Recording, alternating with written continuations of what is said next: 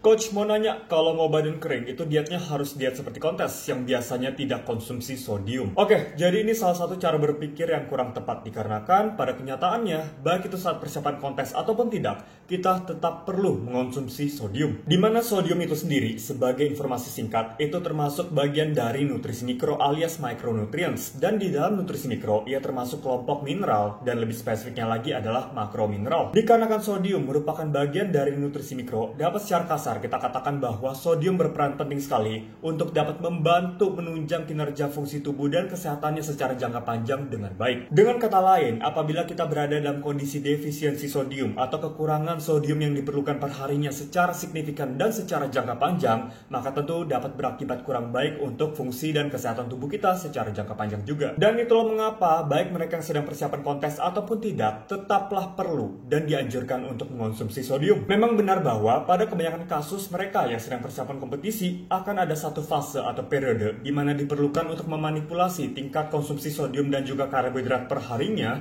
untuk dapat membantu memanipulasi tingkat retensi air yang dimana dapat mempengaruhi penampilan secara visual. Namun perlu diketahui bahwa periode penerapan strategi ini hanya berlangsung dengan durasi yang sangat singkat yang umumnya hanya berkisar 1 minggu atau di minggu tersebut di mana kompetisi akan berlangsung. Secara tidak langsung, itu sudah menjawab pertanyaan di mana memanipulasi tingkat konsumsi sodium perharinya bukanlah kontributor terbesar untuk menunjang visual badan yang terlihat kering. Kontributor terbesar untuk dapat membantu menunjang visual badan yang terlihat kering itu adalah dengan mengurangi tingkat body fat di dalam tubuh kalian. Yang dimana kita tahu bahwa untuk mengurangi tingkat body fat, kita hanya ada satu cara, yaitu berada dalam kondisi hypocaloric alias negative energy balance atau yang kita kenal sebagai kondisi kalori defisit. Dengan kata lain juga, terlepas misalnya skenario terburuknya adalah kalian tidak mengonsumsi sodium sama sekali dan tidak mengonsumsi karbohidrat sama sekali, namun tingkat body fatnya masih tinggi, maka dapat dijamin 100%